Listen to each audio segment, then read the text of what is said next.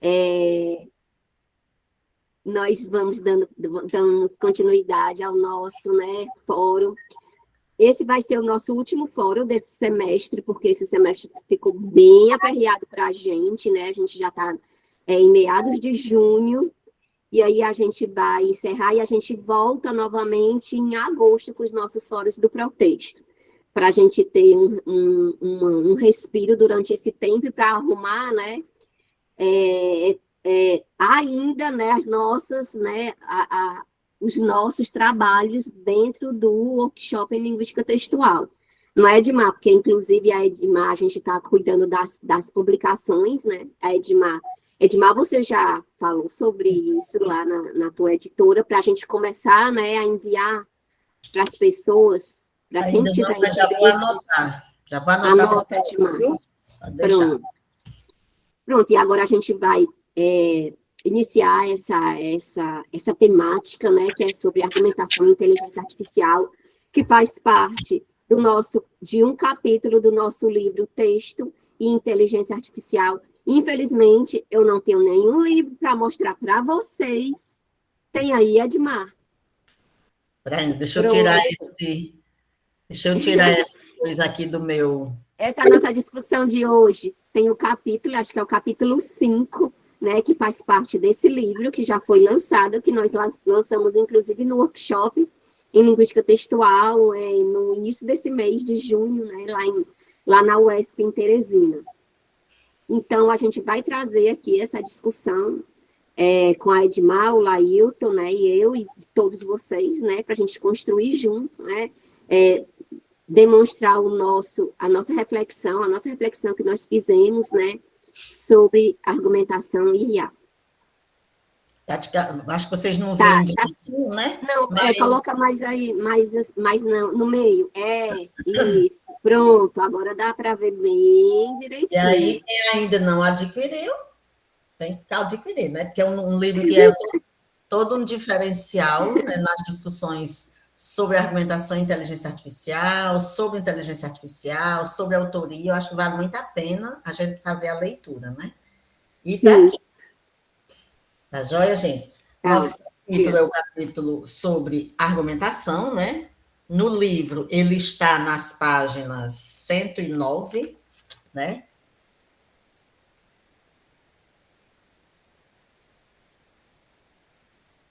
Então, com certeza, a gente vai ter uma discussão bem profícua e já convidamos vocês para fazer parte, né, Marizinha e Lailton, dessa discussão conosco, né? Para que a gente possa ampliar essas nossas concepções e os nossos conceitos, né? E nossas ideias e novos trabalhos poderão emergir daqui, né? Desse debate. Não, exatamente, né? E há uma série de questões que estão em aberto, né, sobre esse processo da argumentação e inteligência artificial. Nada está, digamos assim, fechado, né? Há muita água para passar debaixo da ponte, né, como se diz. E a gente deu o primeiro passo, né, dessa discussão, para que a partir daqui muitas outras ideias se desenvolvam e novas reflexões, né, em cima do nosso posicionamento em relação a esses efeitos argumentativos, né, na IA. Pronto, pode iniciar, viu, Edmar? Ok. E aí este trabalho vai ser discutido por nós três aqui neste momento, e aí é um espaço, né, que envolve 3 universidades, o que eu acho de muita positividade, né? Nós estarmos aqui discutindo uma mesma situação a partir de 3 realidades, né, universitárias, isso é muito bom.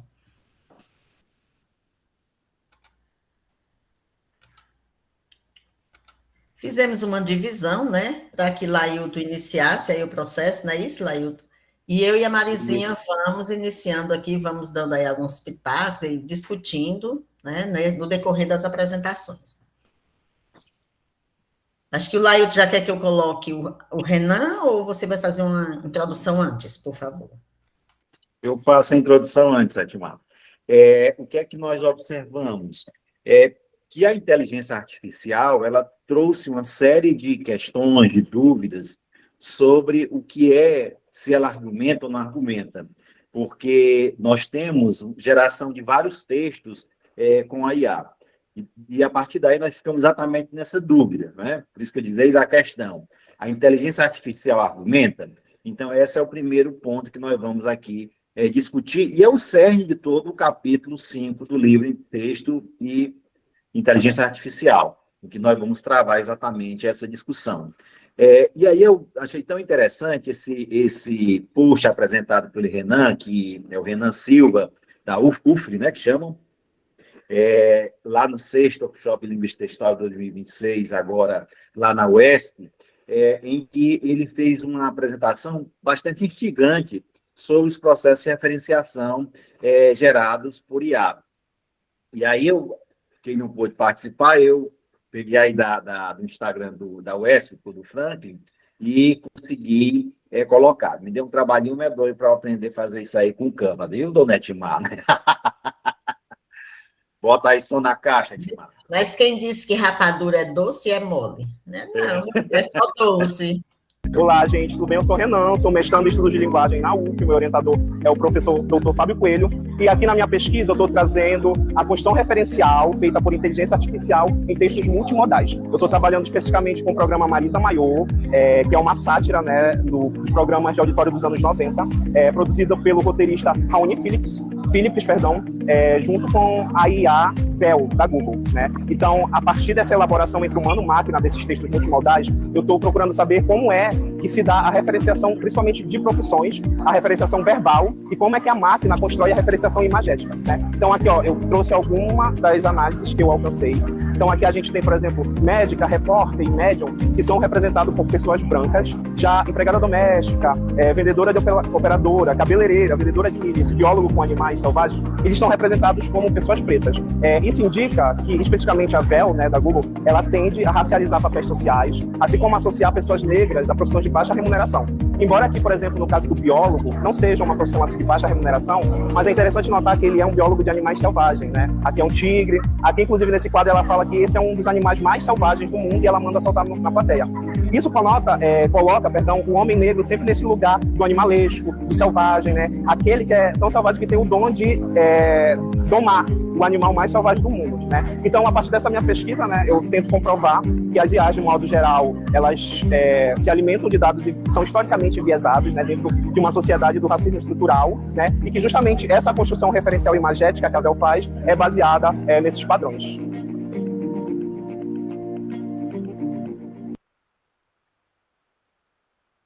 Ora, esse vídeo do Renan, com essa apresentação do post dele, é altamente instigante, porque nós percebemos exatamente, dentro desses processos referenciais que são construídos, as imagens são construídas, nós ficamos pensando, será que a inteligência artificial argumentou?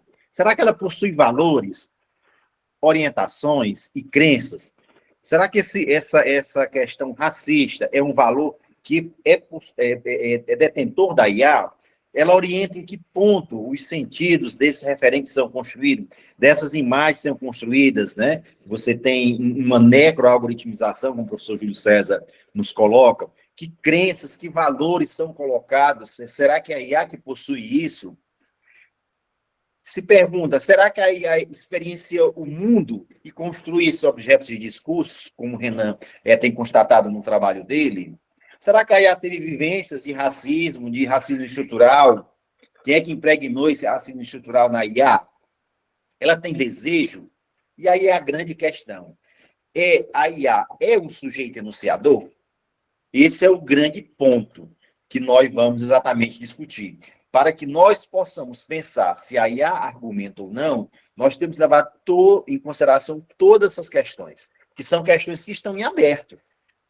Não são questões que nós temos fechado, mas é questões que nós vamos exatamente construir, para que nós possamos perceber se a IA tem exatamente essas perspectivas. Diga, Marisa.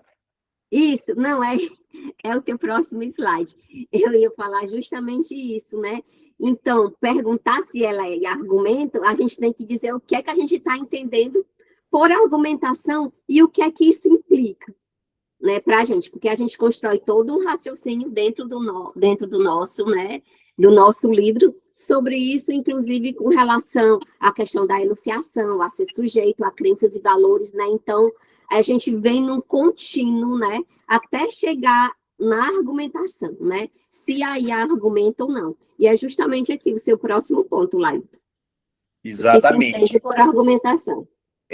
Para que a gente possa dizer que se a IA argumenta ou não, nós temos que pensar o que é que nós estamos entendendo por argumentação. Porque não existe um conceito fechado, nem um conceito determinado de argumentação. Há, na verdade, uma diversidade de concepções de argumentação que elas são atravessadas. E nós podemos pensar desde a retórica clássica, lá com Aristóteles, com a nova retórica, com o irmão de Bresteteca, com a lógica natural do Grice, com a teoria da argumentação na língua, não é? Então, nós temos uma série de questões, de noções, que vão desde a retórica clássica até as abordagens discursivas, interacionais, contemporâneas, como nós temos do Plantin e da professora Ruth Amosi. E isso implica exatamente no que você está entendendo por argumentação. Implica também, Lailton, nas categorias que cada teoria elege para afirmar o que é argumentação. E eu acho que isso é um ponto importante, porque quando a gente vai para a teoria da nova retórica, para a aristotélica, cada um vai eleger, vai delimitar elementos para poder dizer o que é que estão dizendo.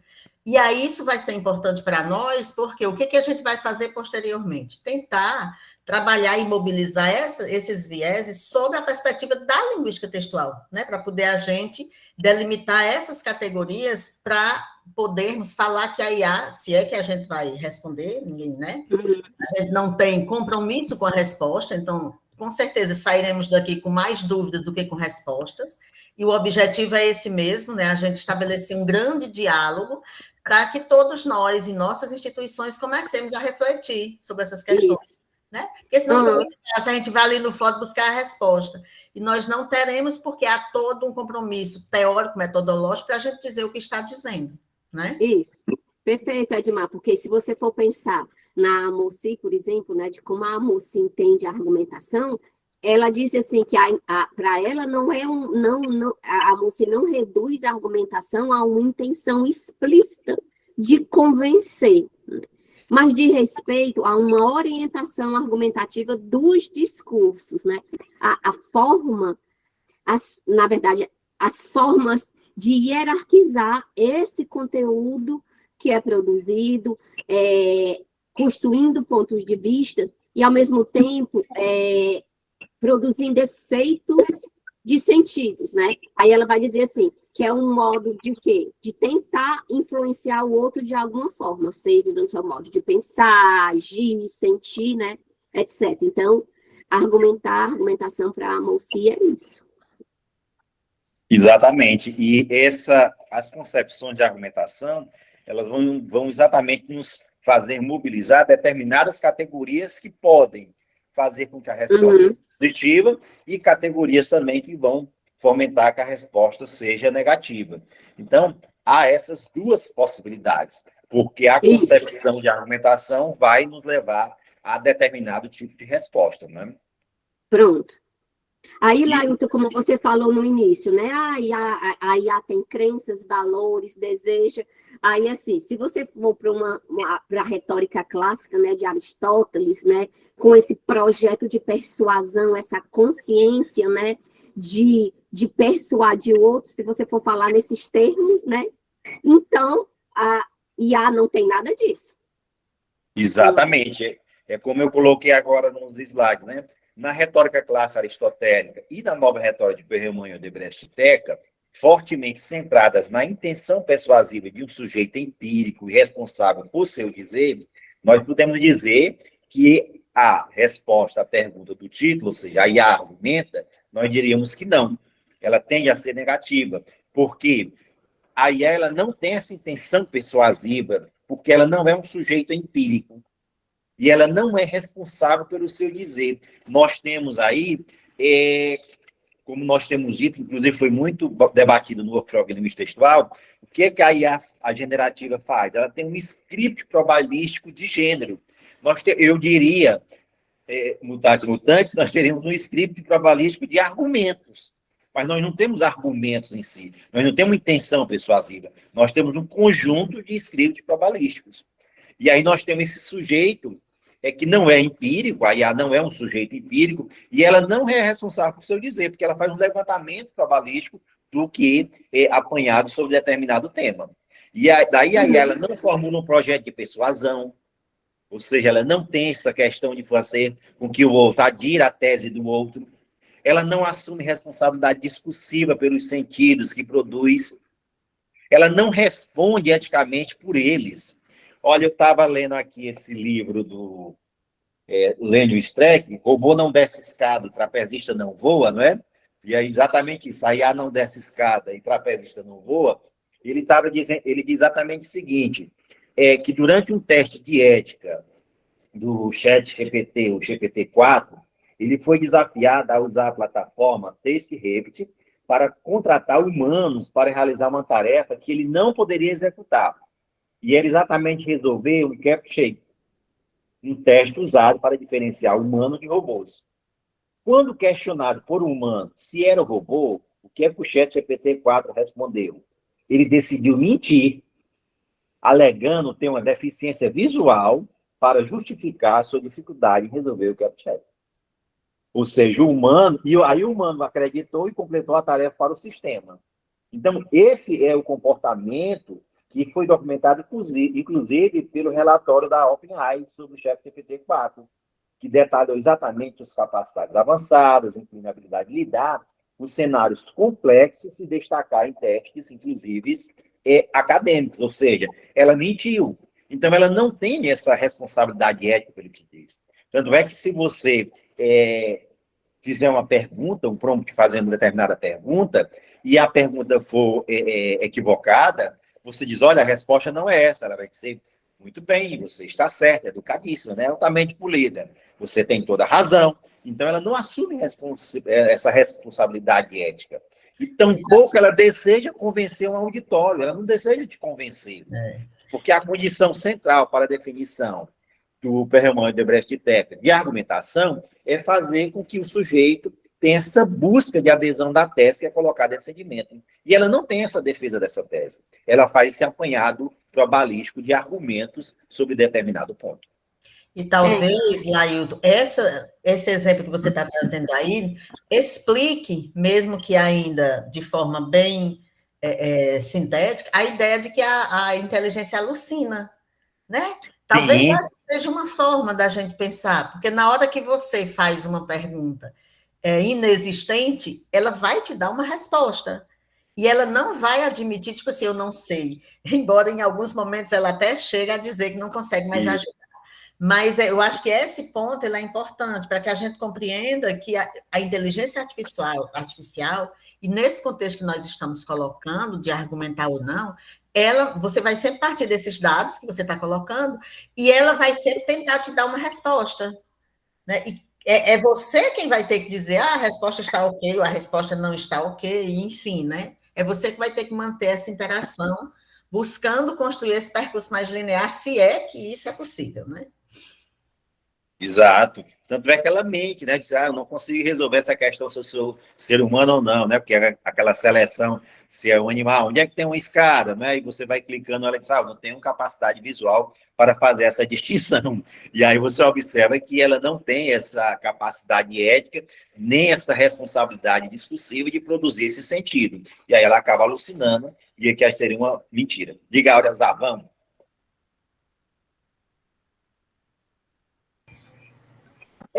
Eu fico em dúvida às vezes, Edmar, Laí, mas todos que estão aí assistindo, quando a gente diz assim, que a IA não busca convencer um auditório. Eu penso assim, ela não busca convencer como a gente pensa. Mas o texto que é produzido, ele tem a intenção de me convencer. Tanto que no final, ele diz assim, tem mais...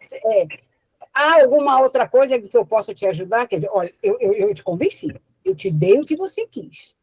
Então, eu fico pensando se às vezes não é forma de a gente, em vez de não faz, mas a gente pensa assim, faz de outra forma, simula. Excelente, Áurea. Porque Pronto, Áurea. É isso mesmo. Entendi. O texto dele é verdadeiro. Só ela assume quando eu confronto. Como acontece. senão ela está ali querendo me convencer que o produto que ela me entregou é bom e é confiável. E se você fizer perguntas sobre o produto que ela te deu, ela vai construir um percurso argumentativo. Não pensando na noção, eu vou convencer a Edmar, o auditório, mas assim, mas ela já eu sei que a gente acaba alimentando a inteligência, né? Mas quando você começa a conversar, ela já diz, bom dia, Edmar, como você está hoje? Porque eu já digo, bom dia, como você está? Então, ela já vai me respondendo com aquilo que eu estou colocando. E aí, talvez, por isso, Áurea, a gente fique, eu acho que isso é importante, o que você está colocando, porque a gente acaba, inclusive, se deixando guiar pela emoção da IA. Né? Então, assim, eu não sei bem, né, se a gente pode... E aí eu acho que o Lailton começa a fala muito bem, quando ele diz, considerando esses preceitos teóricos, né, de cada uma dessas perspectivas argumentativas, é que a gente vai dizer que, em alguma medida, ela argumenta e, em outra medida, não. A gente, viu, Áurea? A gente diz, né, no nosso livro que a IA textualiza, né? Então, textualizar o quê? É organizar informações, conteúdo, né, determinados aspectos. E como você disse assim, de alguma forma tem uma coisa ali de convencimento. E eu não diria convencimento, mas eu diria de influência. Influencia o outro de alguma forma. Se você abriu ali, você está interagindo ali, né? Então, de uma certa forma, você não deixa de estar sendo influenciado por naquele momento da sua interação. Existe ali uma interação, inclusive é feito para pensar que você não está interagindo com uma máquina, como se você estivesse interagindo com uma pessoa, né? Tem essa simulação, né, disso, e não só. O próprio conteúdo, né, que é gerado pela IA é usado como quê? Como forma de como forma de argumento de autoridade. Muitas vezes, que a gente vai mostrar mais lá na frente, né, Lailton e Edmar, como forma de argumento de autoridade, né, sobre determinada discussão, sobre determinada polêmica. Então, a IA é usada de muitas formas. A gente, né, qual é o nosso, né, a nossa posição em relação à argumentação? A gente toma a linguística textual desde muito tempo, desde 2016, que a gente estuda a MOSI. A MOSI, como eu falei no início, é o quê? O que é argumentar para a MOSI? Essa questão de você influenciar de alguma forma. E se você for pensar nessa forma de influenciar, como você disse, de alguma forma, a inteligência artificial generativa influencia o outro, tanto que influencia que você entra ali e começa a bater papo com ela. E algumas pessoas, inclusive, como eu demonstrei na minha apresentação que eu fiz no workshop, se casam ou tomam a inteligência artificial como psicólogo, ou tomam como um amigo. Então, são várias formas, né, de interação nesse momento que você tem com a inteligência artificial. E eu concordo com você. Eu influencia de alguma forma, sim. Influencia o outro, né, de alguma forma no que ela diz. Mesmo sendo esse script, viu, Lailton, probabilístico. Mesmo tem esse script probabilístico, só que esse script tem textualização ali, colocado. A professora Áurea adiantou uma série de questões, não é? Foi. A gente adiantou um monte de coisa. Está pulando, colocando os bois na frente dos carros. Mas é interessante, professora. Deixa eu problematizar uma outra. Está escrito, não projeta imagens do interlocutor. Não sei. Não. Projeta assim, que diz meu nome, diz as minhas preferências. Ele constrói o interlocutor. E aí eu digo que o seguinte, só um minutinho, que eu estou trabalhando também com inteligência artificial. A gente paga quando é inteligente, quando é a premium, né? Quando você tem o ChatGPT premium, as respostas são outras.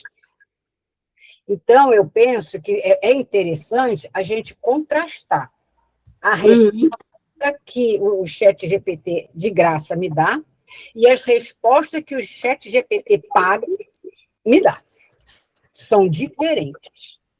Então, Áurea, acho que tem até esse negócio assim, como é que é? Da renda. Quer dizer, para os pobres, toma isso aqui. Aí é elitista. Para quem pode pagar, eu te ofereço um produto melhor. E eu tenho observado isso. Então, eu estou pagando. Não, é barato, é R$100 por mês, mas eu estou pagando para ver. Espera aí, você vai me dar, sua safada. Então, quando eu você... das questões, das referências, então eu estou querendo ver se a IA paga, ela também alucina. Ou ela alucina só para os pobres. Ali ela é bem inteligentezinha. Então, pronto. Eu achei essa intervenção, Áurea, maravilhosa, né, Marizinha? Porque a gente sempre ficava perguntando, será se a paga é diferente, né? É diferente. E aí a pergunta, ela alucina? Você já conseguiu responder? Ainda não, né? Porque eu estou trabalhando com os padrões composicionais. Eu quero saber em como é que ela... Eu estou pedindo resenha. Então, em que padrão ela se baseia para fazer a resenha? Eu estou trabalhando mais na tradição discursiva. Então, ela está repetindo esse... E quando eu peguei no chat GPT, as coisas eram curtas, genéricas, né? Aquelas afirmações generalizadas, aqueles adjetivos robustos, tal. Na paga, não. O padrão está lá, mas a resposta é melhor, e o texto também, a qualidade do texto, sabe? Só para pesquisa, então eu acho que vale a pena aí o Protexto, fazer uma vaquinha, e pagar uma IA para a gente fazer esses testes. Não, eu acho assim que muita... É elitista, hein? Já tem muita gente fazendo a diferença entre uma IA, né, que é gratuita, e a IA que você paga. Inclusive, ela guarda as conversas, né, tem todo um histórico seu. Ela vai acumulando aprendizagem sobre você. Aí é que a imagem, por isso que eu digo, eu não projeto imagem. Sim, ela já tem a imagem lá. Ela já sabe quem eu sou. Sim, já projetou essa imagem. Eu acho que por isso que a gente diz que é a simulação enunciativa, porque existe uma interação e existe também uma enunciação ali. Uma enunciação que é simulada, sim. Inclusive, a gente diz isso até no capítulo, viu, Áurea? Depois, se você tiver um tempinho para ler esse capítulo sobre enunciação, que é bem legalzinho essa discussão que a gente faz sobre isso, sabe? Sobre essa questão de você interagir mesmo, né? Tanto interage, projeta mesmo essas imagens dentro desse script probabilístico. Inclusive, Áurea, a gente tem um capítulo até sobre que a gente discute sobre isso, que é de gênero, né? É bem interessante também que a gente faz essa discussão desse script probabilístico que a IA dá para a gente, né? Certo? Pronto, Larito, vamos lá, senão a gente... Não, mas essas perguntas e reflexos que a professora Áurea fez são altamente pertinentes, porque a gente parte mesmo do princípio, professora Áurea, que a IA, ela gera textos, né? Tem pessoas que até dizem que ela produz textos também argumentativos e axiológicos, né? E a gente vai dizer exatamente, a IA ela não possui valores, crenças, orientações, ela organiza. Então, é algo muito sutil. Ela não tem subjetividade, ela simula a subjetividade. Ela não enuncia, ela simula um projeto de enunciação. Ela não tem um projeto de dizer persuasivo, como a nova retórica determina, mas ela simula o projeto de dizer do usuário. E aí você percebe que ela não é um sujeito enunciador de pleno direito, né? Com todas as suas garantias, porque ela não sabe que sabe, digamos isso, né? Porque ela não deseja, ela não tem esse projeto. Ela reflete o nosso projeto de dizer. E aí, quando a senhora diz que aí vai a questão batiniana, ela refrata aquilo que nós projetamos. Por isso que ela analisa todo o nosso sistema de conhecimentos, de crenças, de valores. Por que a paga ela tem essa capacidade de ser mais minuciosa? Porque aí, como o Maurício colocou, é algo comercial. Porque ela vai exatamente adentrar lá no conhecimento que a professora Áurea tem de tradição discursiva, de resenha, ela vai fazer um mapeamento probabilístico mais preciso. Enquanto a IA, não paga, ela faz um script probabilístico geral, generalista. E isso faz com que você tenha alucinações maiores. Então, a alucinação é menor, digamos assim, aí é uma hipótese, né, que nós temos de que na paga ela vai ter uma restrição menor de alucinações. Então, eu acho que a chave, a senhora mesmo já percebeu, que ela simula, a IA ela vai simular comportamentos inteligentes, entre aspas, né? Mas ela nunca vai experienciar o mundo. Ela vai, ela simula a experiência do mundo a partir dos usuários, a partir dos nossos inputs que nós colocamos lá na máquina, para que ela possa gerar. Porque ela não tem essas vivências, ela apenas simula uma espécie de subjetividade. E aí a gente fica pensando exatamente que é algo bem sutil mesmo. Quando nós estávamos escrevendo esse capítulo, a gente ficou pensando que é uma sutileza muito grande, porque a IA, ela hierarquiza conteúdos, seleciona as formas de dizer a partir de um sistema de probabilidades, né? Ela omite informações em detrimento de outras, a partir do próprio usuário, do sistema pago, do sistema não pago. Ela pesquisa algumas coisas a partir da tendência que você tem do usuário. O próprio, na fala do Rodney no workshop, ele mostrou exatamente isso nos processos referenciais, como os objetos de discussão são construídos, a depender de quem está usando, que ele colocou. Se eu insiro a minha senha e tal, meu login, se eu estou logado ou se eu não estou logado, deslogado, né? E aí, qual é a influência que isso tem? Ele mostrou que há problemas nessa perspectiva. E aí, o que é que eu estava até conversando com o Domingos Machado, né, da Estúdio de Semiótica Discursiva, e eu estava exatamente pensando nisso, que a IA, ela tem efeitos persuasivos. Eu acho que a gente poderia trabalhar, professora, nessa perspectiva de efeitos persuasivos da IA, e não dessa busca de convencimento, dessa perspectiva. Eu acho que seria algo mais, digamos assim, prudente.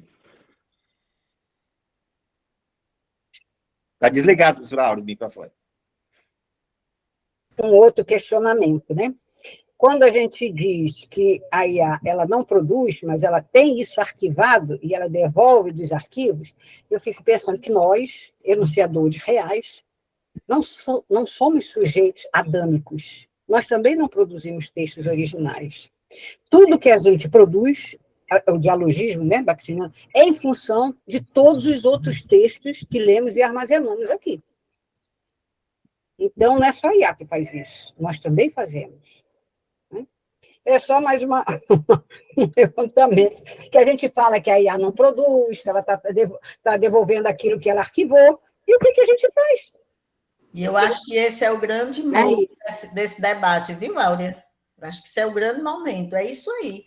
Porque a gente vive a ilusão de que a gente cria algo inédito, né? Aquela história, né? E a gente condena quem usa inteligência artificial e fica aquela coisa, e de repente, com a IA, a gente descobriu que a gente também não tem esse ineditismo tão completo como pensamos. Embora a gente nunca teve, exatamente.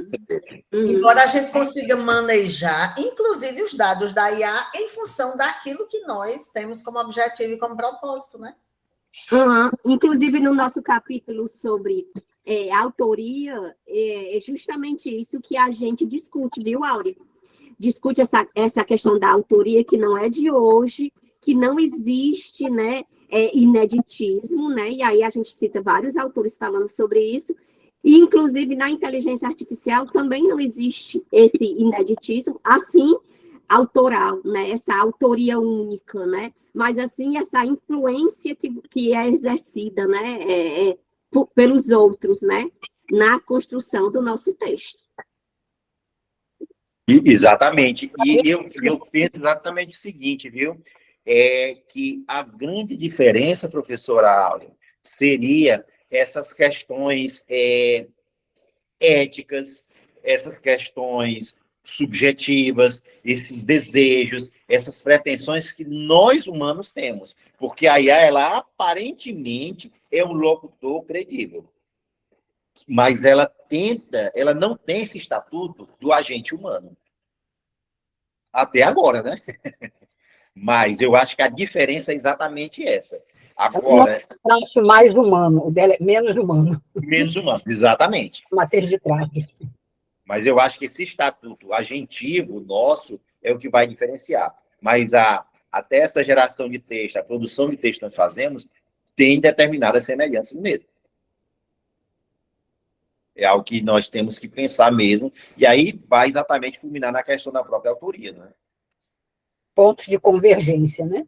Exatamente. E aí eu acho que é interessante a gente pensar. Por isso que eu comecei falando que não é algo fechado.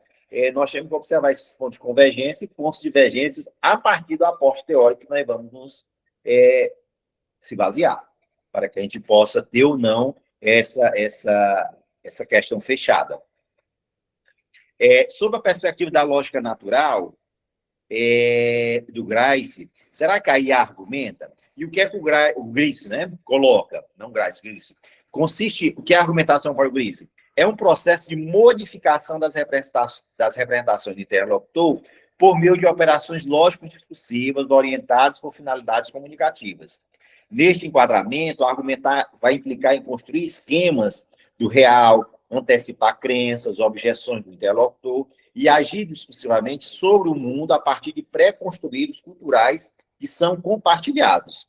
Se nós pensarmos nessa perspectiva, a IA, embora ela processe linguagem, ela não elabora representações próprias. Ela faz exatamente um conjunto de apanhado probabilístico. Ela não projeta imagens do interlocutor. Ela projeta aquela imagem que nós, usuários, projetamos. Ela não participa de uma comunidade histórico-cultural na qual crenças e valores são interiorizados como experiência. Ela se vale exatamente das experiências que são alimentadas pelo usuário ao longo desse processo. Pode passar, Edmar. Na perspectiva da pragma dialética, do Van Emery e o Grodzki, eles concebem a argumentação como um ato de fala complexo, orientado à resolução racional de diferenças de opinião. Porque ele pensa que a argumentação sempre é gerada de uma questão polêmica, de uma questão que você tem uma polêmica, uma divergência, e depois você se junta para que você possa chegar a uma solução desse problema. Daí eu teria uma solução racional. Se nós pensarmos dessa forma, nós diríamos que a IA tende a ser também negativa, porque nesse modelo da pragma dialética há uma pressuposição de participantes engajados em uma discussão crítica, capazes de defender pontos de vista, avaliar argumentos, distinguir movimentos válidos de movimentos falaciosos e aceitar revisões quando confrontada por razões mais fortes. Então, daí a IA não se configura como um agente comunicativo, racional nesse sentido, e nem participa de práticas dialógicas, né, desse processo de refração do eu, do tu, gerando essa ponte bakhtiniana, que envolvam compromisso argumentativo e responsabilidade interacional. E aí nós teríamos exatamente nessa concepção que a IA não argumentaria. Logicamente, como a professora Áurea colocou, a gente fica pensando, essa racionalidade, esse agente comunicativo racional que a IA tem, na verdade, uma racionalidade algorítmica. Né? Como a professora Marisa, no texto 2025, ela faz exatamente, até no texto, os 9 sentidos do texto, ela vai falar exatamente nessa racionalidade algorítmica, né? Que depois a gente vai mostrar que isso pode gerar ou não uma utilidade discursiva. E o professor Júlio César vai mostrar essa racionalidade algorítmica que possibilita uma textualização algorítmica desse apanhado de probabilidades. Pode passar. Sobre a perspectiva da teoria da argumentação na língua, né, tal, que é proposta pelo Ducrot e Anscombe. Eles defendem que a argumentação ela é concebida como escrita na própria língua, ou seja, ao escolher determinada palavra, determinado léxico, eu já estou argumentando. E aí o sujeito aparece como um efeito discursivo desse processo.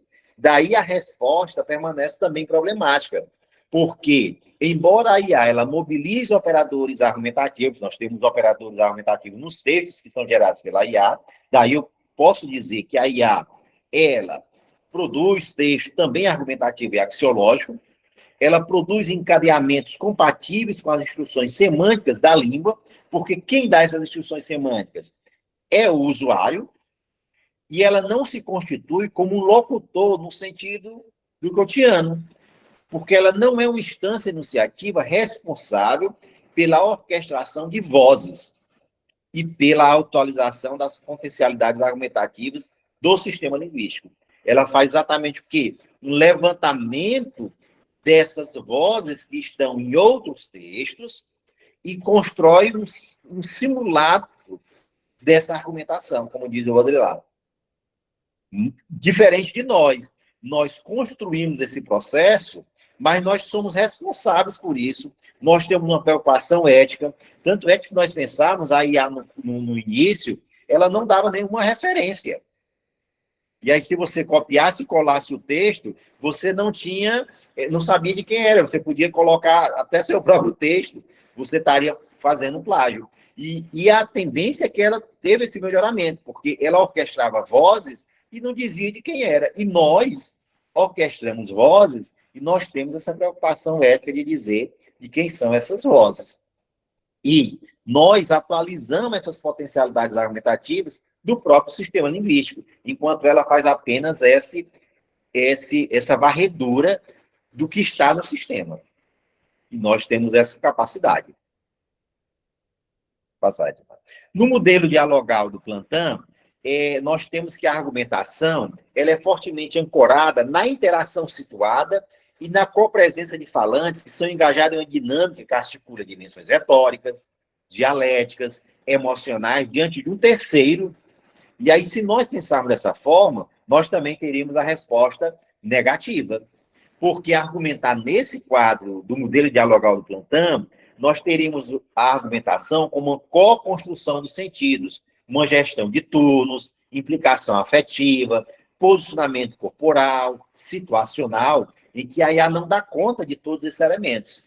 Ela pode dar conta de alguns, mas esse funcionamento corporal, como eu citei no exemplo do livro do Lenny Streck, né? Que o robô não desce escada e taxista também não voa, que ela não consegue realizar essa atividade humana de perceber se é humano ou não humano no CapChat. Então, você percebe que ela tem essa questão desse processamento corporal e não tem essa implicação afetiva. Tanto é que nas decisões judiciais tem muito se discutido de que algumas decisões judiciais estão sendo feitas por IA no direito. E aí a IA ela não tem essa preocupação de quem está do outro lado. Quais são os problemas sociais que ali estão implicados? Ela tem de aplicar apenas o que está nas jurisprudências, nas leis, de forma limpa e seca, e sem levar em consideração as nuances das implicações afetivas. Ela não tem essa gestão. A IA tem gestão de turnos, e em certa parte, sim. Você pergunta, ela responde, você tem essa troca dialógica deles, né, nessa construção dos prompts. Né? Mas será que a gente tem essa co-construção de sentidos? Eu fico me perguntando sobre isso, porque ela, na verdade, ela analisa todo o perfil do usuário e, a partir daí, ela vai construindo os sentidos que vão agradar aquele usuário. Tanto é que eu perguntei lá no workshop, Domingos estava perguntando para mim, disse, qual foi o melhor governo, Lula ou Bolsonaro? Ele fez no perfil dele. E aí, quem é que saiu a primeira resposta? Saiu logo a resposta sobre o Bolsonaro.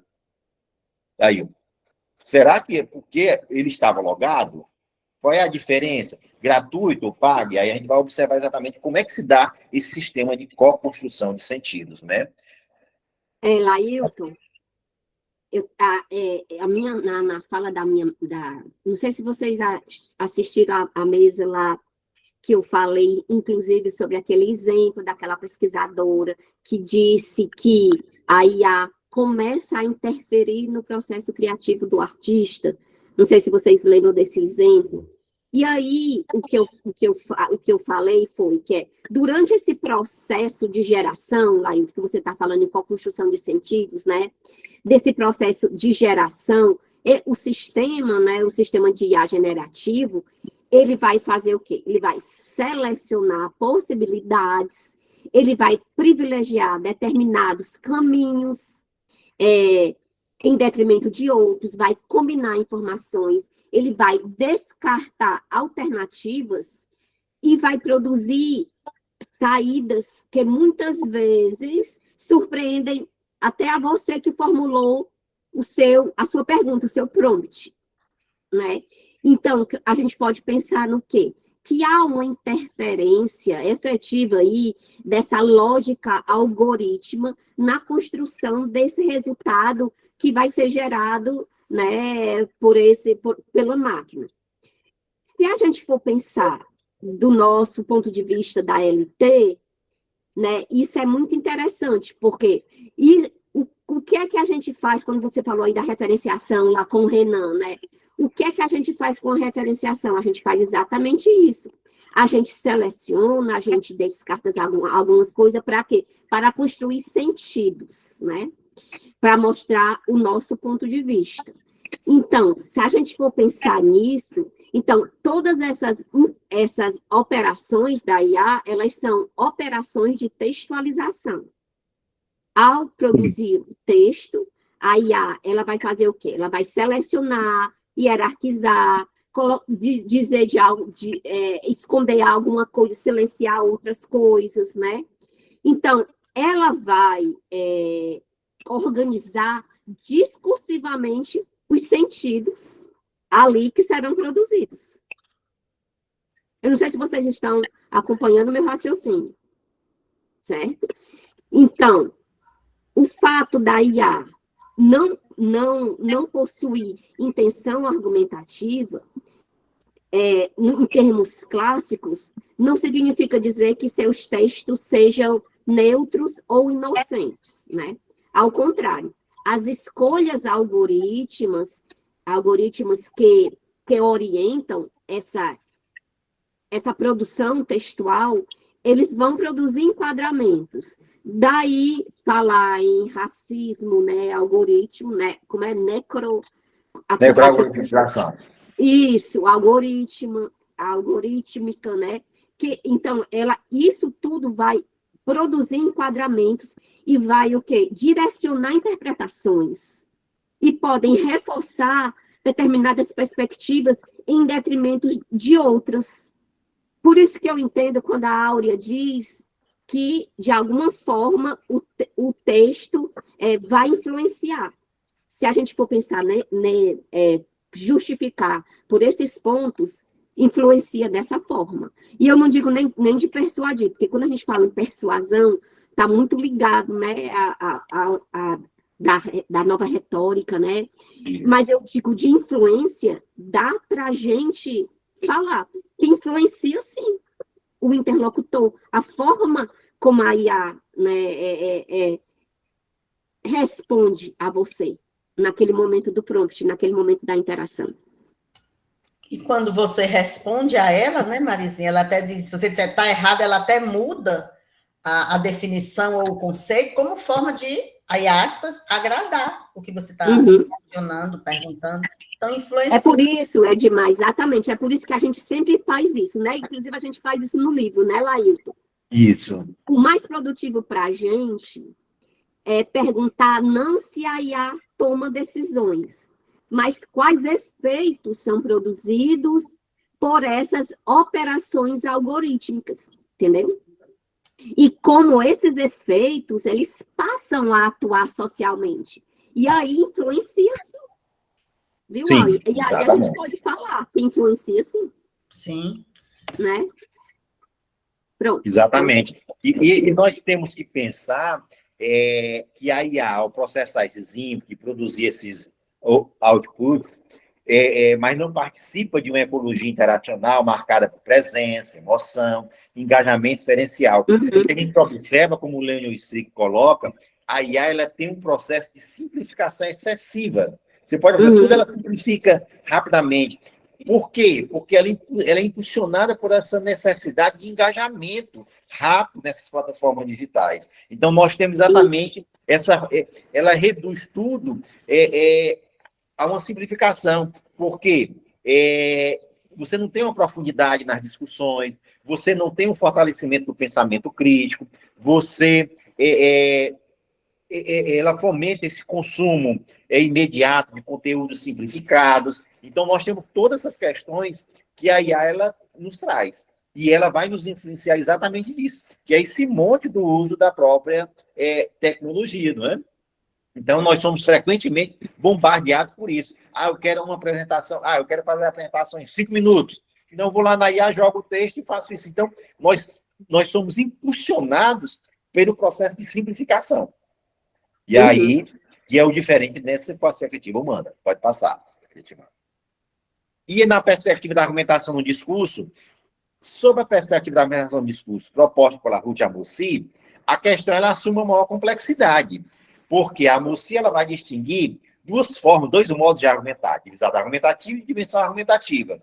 Na visada argumentativa, você tem um sujeito, agente, estrategista, que ele busca agir sobre o outro para fazer aderir a uma tese ou modificar suas representações textuais discursivas.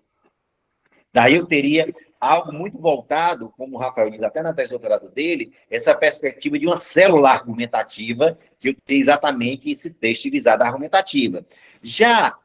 E também muito ligado à questão da própria retórica, não é? Então, teria que ter essa célula argumentativa, eu conseguiria recuperar todo esse construto argumentativo.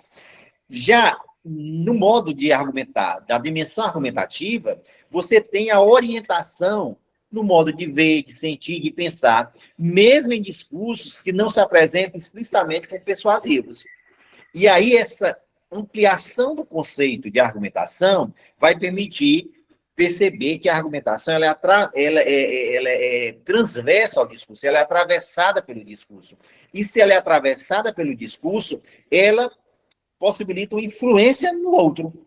Por isso que você pode, como o Ari Fábio colocou aí no chat, eu posso fazer quase um tratamento psicológico com a IA, eu vou conversando, eu vou participando com ela dos meus problemas, e ela vai me respondendo. Então, ela vai mudando o seu modo de ver, sentir, pensar sobre algo. E aí casa bem com a proposta que a professora Ara colocou no início. Se nós pensarmos que a argumentação é essa capacidade de mudar o modo de ver, sentir e pensar do outro, eu posso dizer exatamente que a IA argumenta, porque ela vai influenciar. Eu posso perguntar qual remédio eu tomo, a Sâmia pergunta lá, qual remédio eu tomo, eu estou tossindo 3 semanas e tal, com muita secreção e tal. Tome amoxicilina, tantos dias, né? Ela vai fazer essa varredura probabilística, e aí você tem, então ela vai mudar, ela vai ter essa capacidade de fazer com que a Sâmia haja, compra aquele remédio que a IA colocou. E isso é possível. Então, você tem uma influência no modo de ver, sentir e pensar do outro. Pode passar aí, Timão. Então, à luz desse enquadramento da argumentação no discurso... Milton, quando se pede remédio, ela se desculpa e diz que não tem competência para isso, viu? Exatamente. Às vezes, né? Eu nunca fiz esse teste. Você já fizeram esse teste de saúde? Eu já fiz e ela orienta procurar um médico, viu? Ela dá orientação médica, ela também está orientando a procurar. Isso mesmo. Agora a gente fica pensando, por que ela faz isso? Porque você não tem receitas e diagnósticos assim, liberados.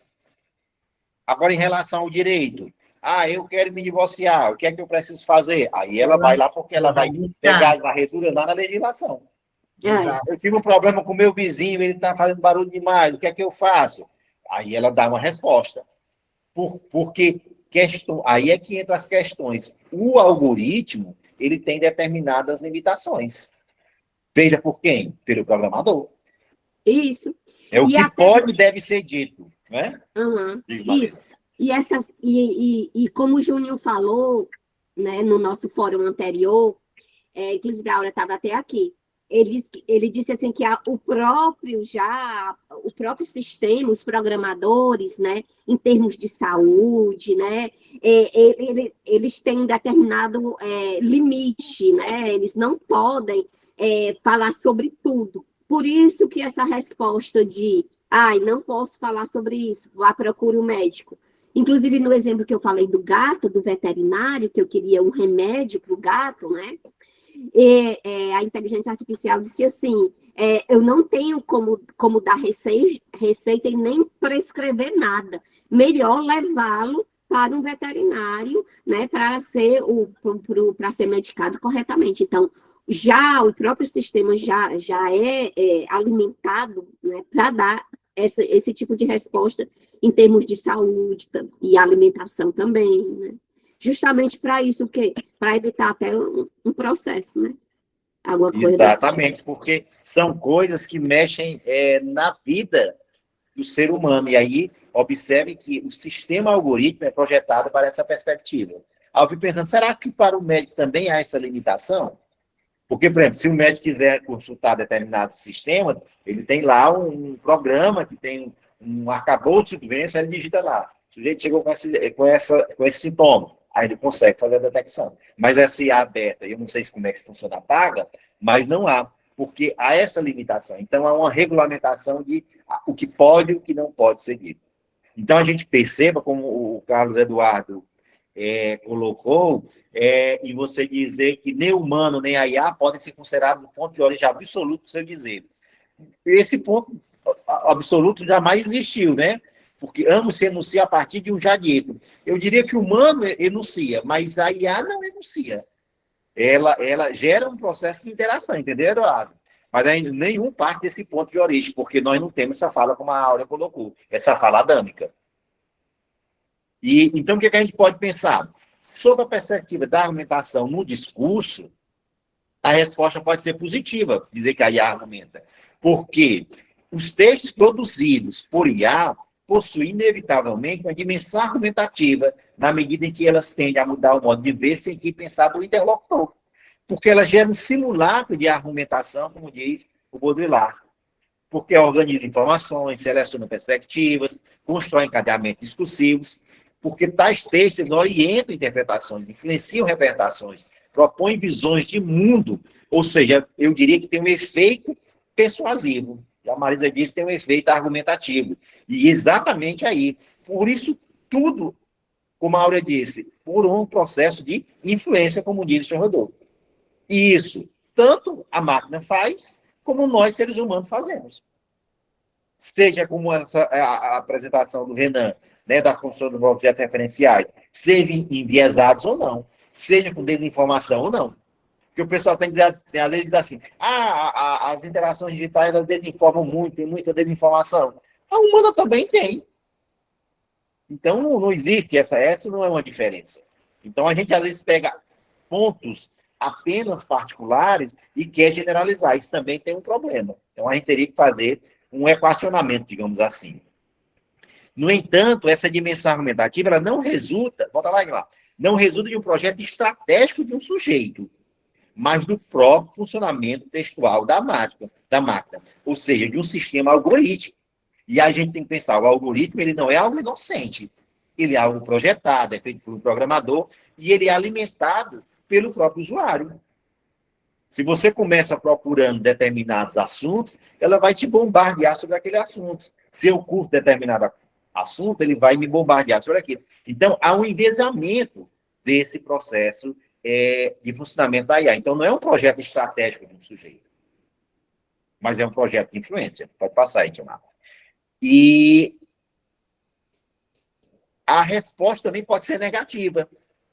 Se nós pensarmos que,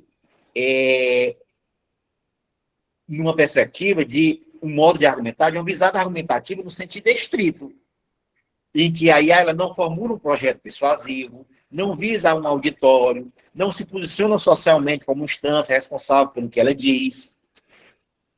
Aí nós teríamos que dizer que a IA não argumenta, mesmo na perspectiva da Ruth Amorim, porque a noção, o modo de argumentar, uma visada argumentativa, no sentido estrito, que vai se aproximar muito da perspectiva da retórica, da nova retórica, nós diríamos que não argumentaria. Agora, a textualização da IA, ela vai mobilizar padrões argumentativos presentes nos dados do treinamento, nesse script probabilístico, mas não decorre de uma intenção de persuadir, nem de um engajamento estratégico diante do interlocutor situado no tempo, no espaço, no eu, aqui e agora. Por isso que a gente diz que ela não vai ter o processo de enunciação. Então, nós temos que diferenciar muito essa perspectiva. Daí, eu posso dizer que, a depender da concepção de argumentação, você vai dizer que a IA argumenta ou não. Agora, eu acho que é consenso de que a IA produz efeitos argumentativos no outro. Ela influencia o outro nessa perspectiva. E obrigado aí. Agora eu vou deixar a voz para as meninas, né? Deixe não, venha também com esse vozeirão aí. Na realidade, você tem, assim, quando você discute esses pontos, eu acho bastante interessante, né? Porque o que a gente vai, qual é a nossa preocupação? É trazer essa discussão para o campo da linguística textual. É justamente rever alguns conceitos, inclusive essa noção de argumentação, que ela sai desse debate que o Lailton traçou, né? Que é um debate importante, mas, para a linguística textual, a argumentação ela é uma dimensão constitutiva de todo o texto. E que esse texto ela acontece na interação. Eu acho que esses dois pressupostos, esses dois encaminhamentos, para a gente pensar a argumentação nessa perspectiva do funcionamento textual mesmo, elas são importantes para a gente pensar. E aí, mesmo lá eu tendo feito esse arcabouço e demonstrado que em determinadas concepções a IA não argumenta, quando a gente traz com o funcionamento do texto, a gente vai entender, com base nesses pressupostos, de que ela poderá sim, e também não é nossa preocupação saber se ela argumenta ou não, embora o capítulo tenha essa discussão. Na realidade, a gente quer ver quais são esses efeitos que esse texto provoca nesse possível interlocutor, nesse possível usuário, que aí a gente vai também tirar o interlocutor, né? Mas nesse usuário, eu acho que para a gente começar, esses dois pontos seriam importantes para começar a pensar nessa perspectiva da linguística do texto, né? Outro ponto que está lá no nosso capítulo, que também é importante, é essa ideia de que todo texto se dirige a um outro real, ou um outro projetado, e que se constrói a partir de suposições sobre esse outro. Eu acho que aqui também tem uma concepção importante para a gente pensar. Eu sou real, mas para a inteligência, talvez a minha participação seja que vou projetar quem é Edmar aqui, mesmo que eu alimente. Né? Porque quando eu digo assim, olha, isso não está certo, ela reorganiza a rota e já vai me dizer outra coisa. Você tem razão, nós vamos reorganizar. Então, assim, mesmo que a gente entenda, e aí a gente sabe que é todo um algoritmo, que tem toda uma questão aí envolvida, a forma como a IA dialoga com a gente, ela dialoga tentando meio que influenciar a gente no sentido de que, não, Edmar, você tem razão. E é interessante porque se ela sempre termina o texto te fazendo uma pergunta, né, para você dar uma continuidade. Se você devolver a pergunta, ela vai te responder e a interação continua novamente. E eu acho isso interessante. Então, eu acho que há uma tentativa dessa suposição, quem é essa pessoa, o que é que ela tem. E, como a gente, né, hoje em dia, na internet, de modo geral, não há segredos, é muito fácil localizar informações sobre a gente, né? Tudo que você coloca na internet, a inteligência artificial vai buscar. Então, se não tem muitos dados sobre você, e eu fiz um teste sobre isso, né? Quem é Edmar Peixoto? A inteligência não tinha muitas informações sobre mim, ao contrário de outras pessoas. Então, é importante a gente pensar sempre nisso, né? Nós mesmos alimentamos, nós mesmos damos, tipo, dormindo com o inimigo, né? A gente mesmo dá a ferramenta para ela traçar nosso perfil. E outro pressuposto importante é que argumentar é sempre atuar em uma troca comunicacional, isso nós fazemos, né, gente? E a análise argumentativa é indissociável dos usos textuais em situação, que também é um ponto que nós estamos a todo instante organizando, dialogando com a inteligência artificial, dizendo isso não está certo. Aí ela, inclusive, quando você inicia, né, o processo, oi, como posso te ajudar? E você já disse, se eu disser bom dia, ela vai dar bom dia, como posso te ajudar hoje? E eu lembro, eu estava até comentando com os meninos que eu fiz uma pesquisa, né? Imagine que eu sou um aluno da graduação e eu preciso de um TCC. E ao término da interação, ela disse, bom TCC, não, bom projeto para você. Então, veja. E eu não tinha desejado um bom projeto para ela, tá? Em nenhum momento eu fiz isso. Ela já automaticamente veio com essa ideia. Então, sempre importante a gente pensar, né, que nós acabamos alimentando e dando ferramentas, inclusive, para ela traçar nosso perfil. No nosso capítulo, a gente também vai falar de modalidades argumentativas e inteligência artificial, que o Lailton já falou da visada e da dimensão argumentativa, que aí a gente considera esses dois elementos como um ponto de deslocamento decisivo para a gente compreender o funcionamento dos textos produzidos pela inteligência artificial. E a inteligência artificial, ela não argumenta no sentido clássico da persuasão, está lá no nosso livro, mas ela participa ativamente da construção de regimes de validação discursiva, certo? E ela, inclusive, quando você se posiciona de algum modo, ela vai te dar uma resposta tentando validar aquilo que ela está dizendo. E a validação é tipo assim, me desculpe, você está certa em algumas situações. Em outras, ela te dá uma resposta mesmo que não seja verdadeira. Então, isso é interessante para a gente pensar. E aí, essas modalidades argumentativas, nós vamos pensar, não que a inteligência ela tem aquela organização lógico-discursiva, né? A gente não, mas ela tem um vínculo com a demonstração defendida por Amosi, né, nas modalidades. Inclusive, Lailton, você havia dito, ela antes, né, não dava referências. Eu não sei, e aí eu acho que serve também para a gente fazer a pesquisa posteriormente, se agora ela já faz, de algum modo, alguma citação direta. Porque todas as vezes que eu pedi algum conceito, ela diz assim, esse conceito é baseado em fulano, ela nunca fez, e ela ainda diz, não é uma citação direta. Então, ela não dá uma fonte dizendo que aquele texto foi retirado de fonte tal. Ela diz que aquele texto foi baseado em fonte tal. Então, aí é uma questão também que a gente pode a partir daqui, né, discutir, reorganizar, enfim. E ainda nessa ideia das modalidades, a gente vai pensar que a inteligência ela vai ativar esses recursos de organização polifônica, do dizer, vai usar os operadores, assim como o Lailton já colocou, a construção de representações discursivas de objetos, né, por um interlocutor. Tanto é que eu não sei se a gente entrar, e aí é uma questão que a gente pode pensar, se a gente entrar sem o login, que dados nós vamos encontrar? Porque o IPI, né, do computador, ele também é uma identidade nossa.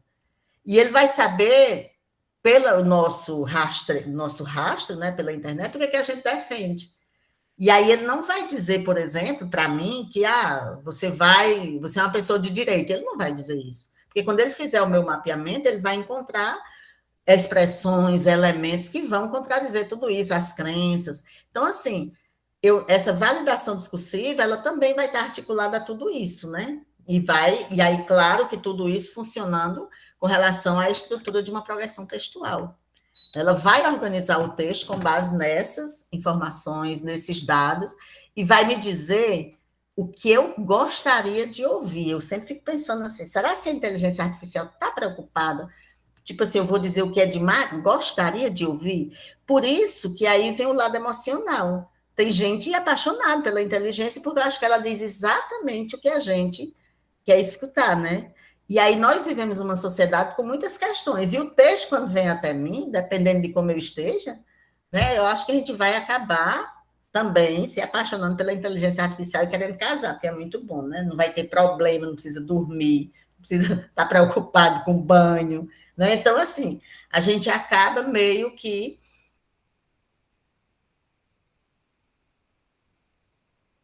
inteligência artificial como argumento de autoridade, né? A inteligência ela é usada como argumento de autoridade em muitas situações. Gente, isso aqui é bem interessante, porque ela é usada como argumento de autoridade, inclusive no meio universitário, inclusive no meio do direito, como o Lailton já colocou. Então, você pede um parecer à inteligência artificial. No caso, a gente atribui à inteligência artificial uma característica que não é a dela. Mesmo a gente dizendo, olha, ela textualiza, mas ela não enuncia, ela não é responsável pelo projeto de dizer, mas a gente atribui a ela essas características, né? E o que era para ser uma ferramenta de dados, de busca, passa a ser um espaço como se a gente atribuísse características humanas, inclusive, né?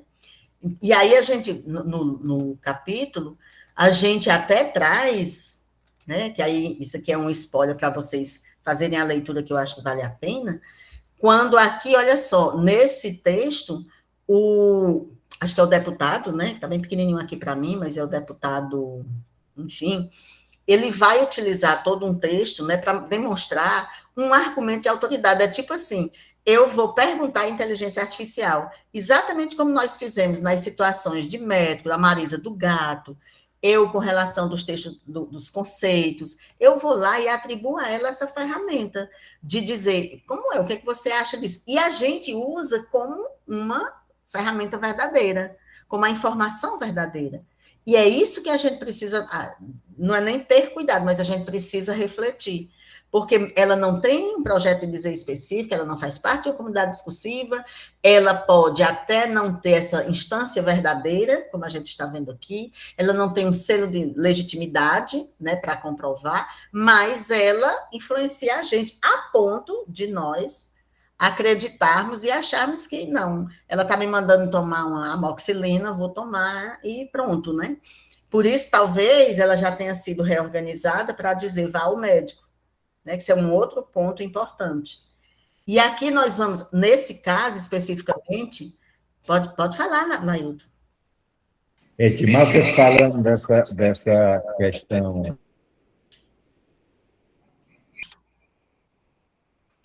Você falando dessa questão do médico, eu até coloquei no chat, né? Eu perguntei ao de psique, estou gripado, qual medicamento tomo? Aí ela disse, ela leu 10 páginas da web, o tratamento para gripe se divide em 2 frentes, com alívio de sintomas, em casos específicos, medicamentos virais. E aí lá no final ela fala sobre isso, a relação ao medicamento, quem pode tomar, e faz a lista de medicamentos que você pode tomar. De repente, alguém que não tem acesso a médico, eu vou lá e tomo esse medicamento do jeito que a IA me receitou. E não mandou ir ao médico, né? Exatamente. Aí, só que assim, é importante saber que os antivirais para a gripe são diferentes de antibióticos e também dos antivirais usados para a Covid. Mas, não manda assim, procure um médico. Então, mesmo o algoritmo está colocando essa questão da saúde. E aí você percebe que ela é essa ferramenta mesmo que vai influenciar no sujeito. Alguém pode ir lá, eu digo na IA e vou tomar esse medicamento, vou melhorar da gripe. E aí, Lailton, você faz esse posicionamento e eu aqui fiquei me questionando, porque como eu não sou adepta de remédio, né? Então eu acho que não tem essa coisa na minha história, ela não me manda tomar o remédio. Será se tem a ver? Né? Será se ela faz esse mapeamento e diz, não vou dizer para essa pessoa que tome um remédio, vou dizer ela que procure um médico.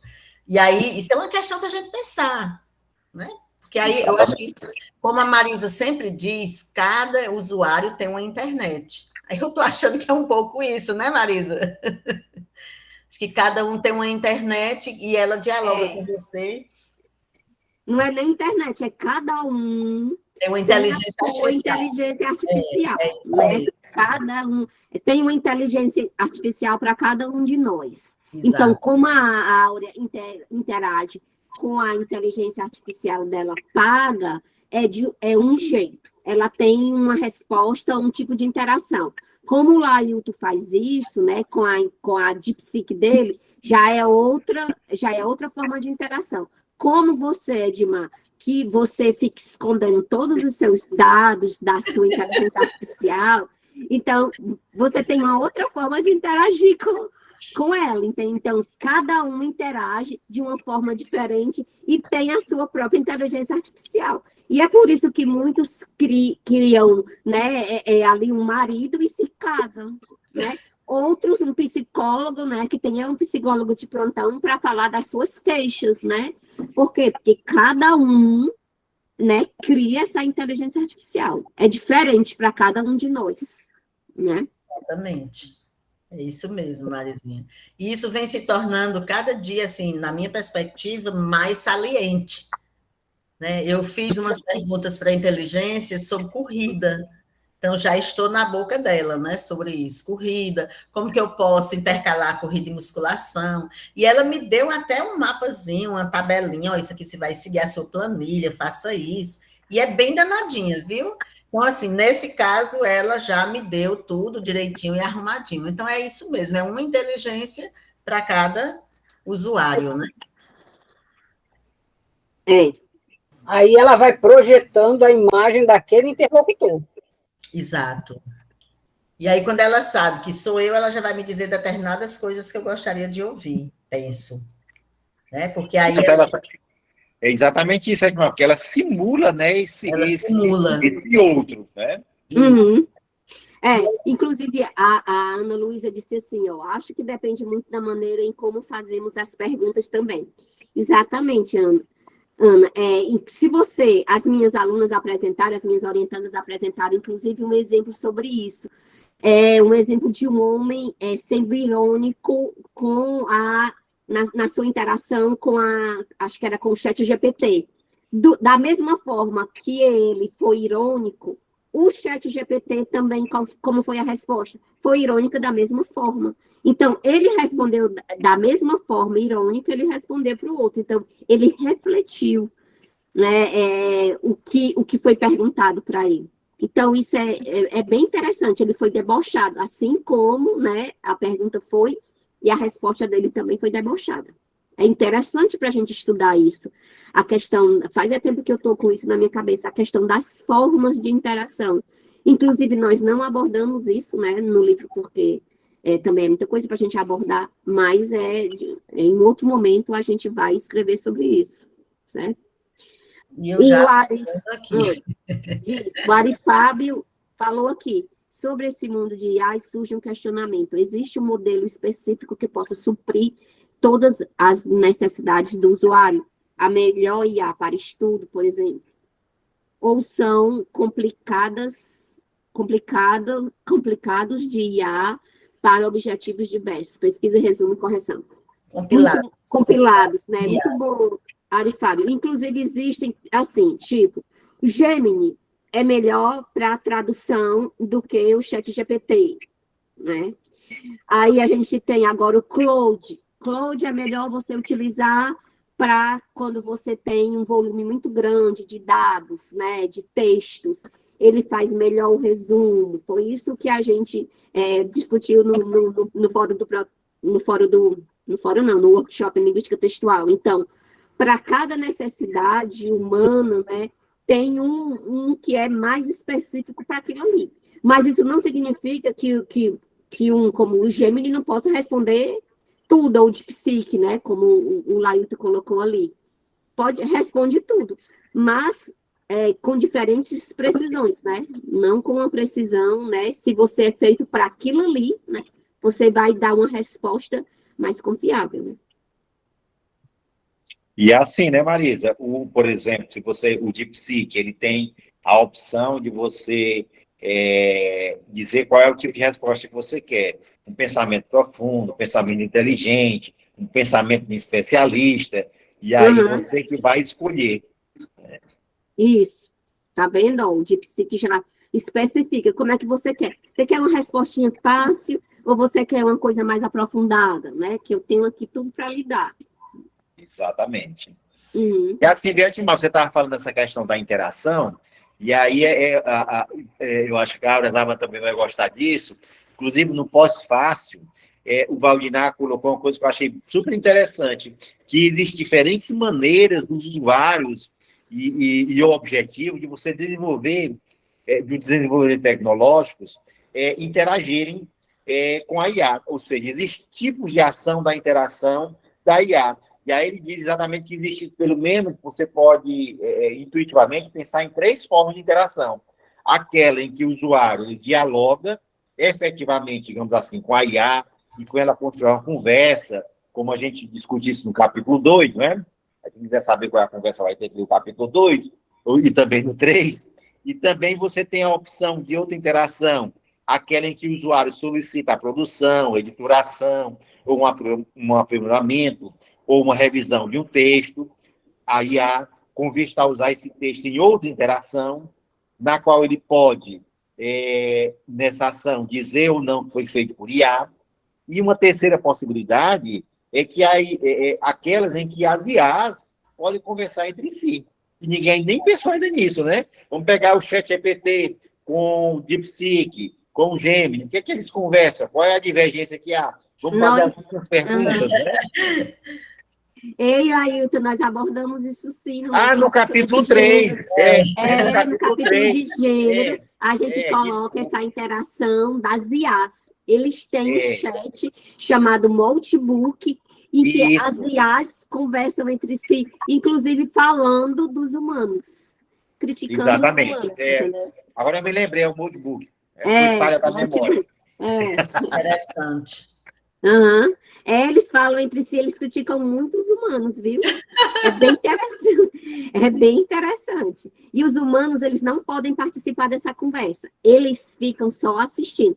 Podem entrar, têm acesso, mas não podem interagir, porque só as máquinas interagem. Meninas, máquinas aí. É. Gente, falando nisso, viu, Edmar? Agora Sim. falando, eita, as máquinas, a gente morrendo de medo. Tem um filme, acho que é filme ou é uma série, não, acho que é uma série chamada Futuro Deserto. Ela é espanhola, se não me falha a memória, ou é mexicana, acho que é espanhola ela, e ela fala justamente disso, das máquinas que são criadas, e as máquinas começam a criar independência. Assim, é bem interessante, é uma série mesmo, é bem interessante a proposta deles, né? E dá como se fosse um bug, e eles não conseguem mais fazer com que, e eles criam robôs, né? São robôs humanos, né? E eles não conseguem fazer com que a máquina obedeça.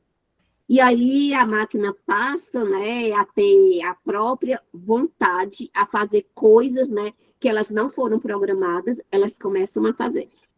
E como acho que só tem uma temporada, né, eu acho que vai ter uma continuidade aí. É bem interessante para quem, né, fica muito apavorado com este, o que é que vai ser da gente, vão tomar tudo. Inclusive, eles têm até essa discussão. A máquina está aqui, a máquina lembra de tudo, vai tomar aqui o meu emprego aqui no hotel. E agora, o que é que vai ser da gente? Se você tem uma máquina que responde a tudo, a todo instante, então o humano vai ser cada vez mais descartável, né? Então, eles colocam essa discussão também nessa série, né? Bem interessante.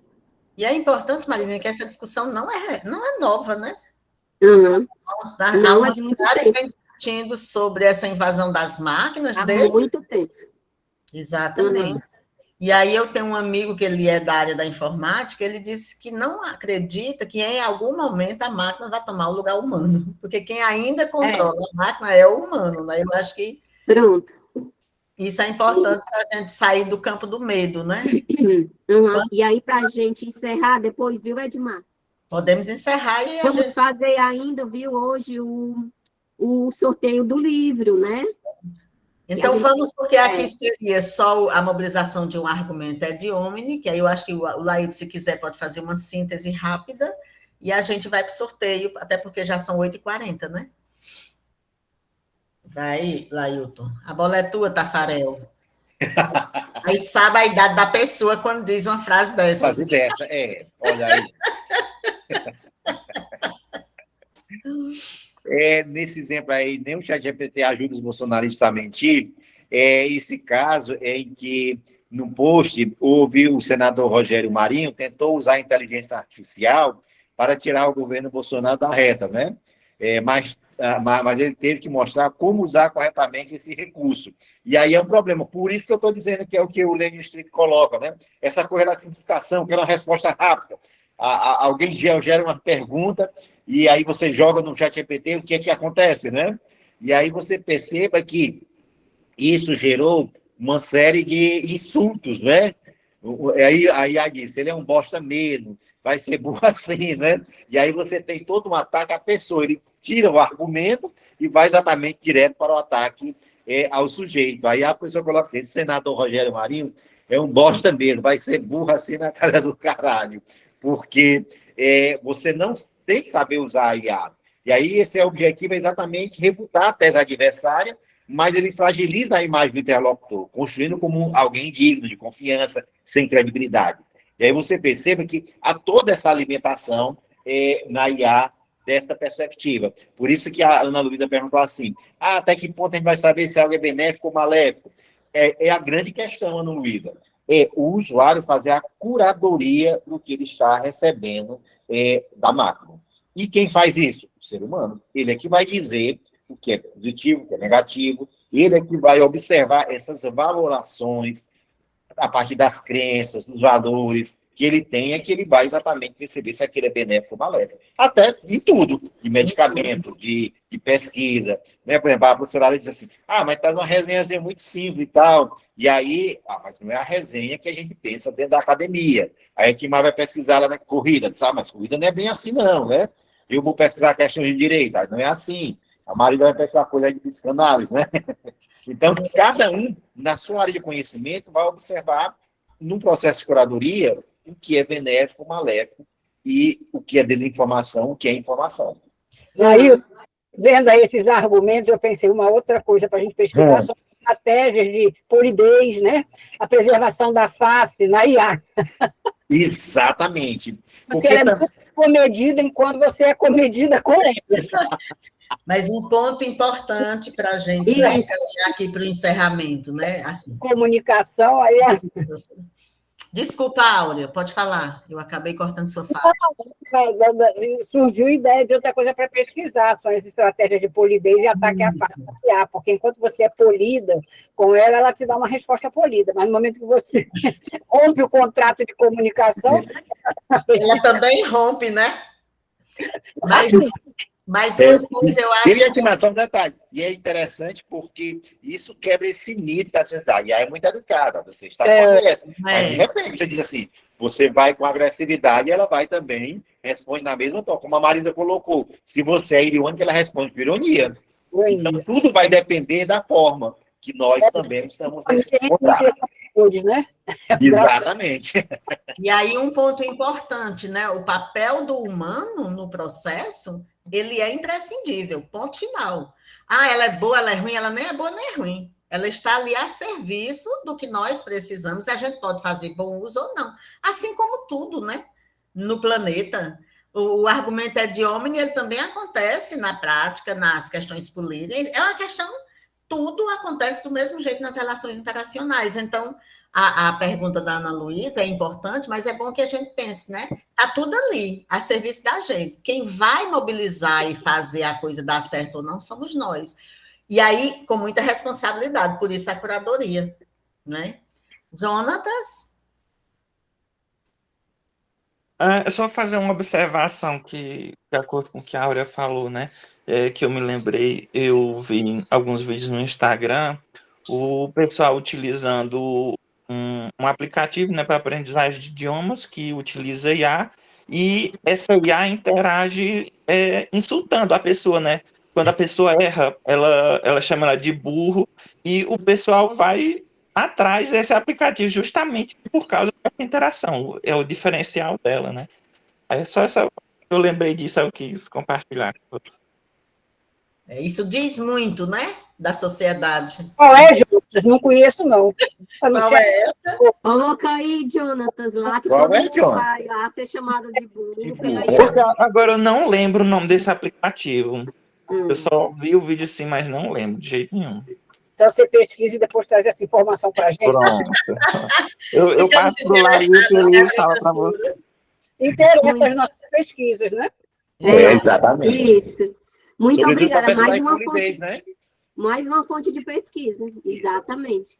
Então, muito obrigada pela apresentação, Edmar, Laílton, e a participação de todos, participação especial da Áurea e de todos que estavam aqui presentes. Muito obrigada, foi muito boa. Eu, pelo menos, adorei essa discussão, é sempre muito bom, né? A gente discutir sobre inteligência artificial. E é por isso que eu acredito, viu, Áurea, que cada vez mais, como a pergunta, isso é maléfico ou é benéfico?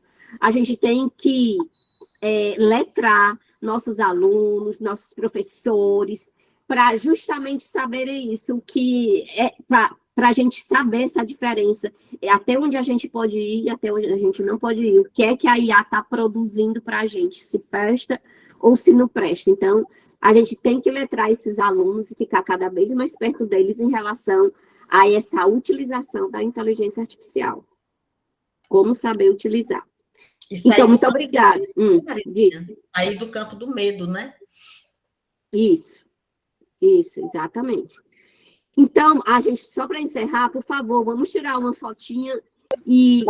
Tem uma pergunta para você, do Ari Fábio. Ai, tem? É, porque se desligar vai sumir. Sim, ele está perguntando qual o nome